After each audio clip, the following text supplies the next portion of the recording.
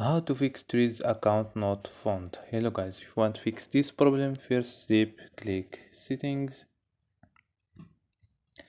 click apps and notifications, click apps and wait a second for loading, scroll down for search app or search here.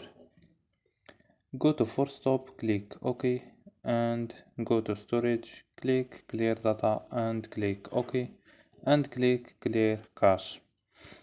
After these steps, go to data and turn off Wi-Fi and turn on Wi-Fi. So don't forget like and subscribe. Bye.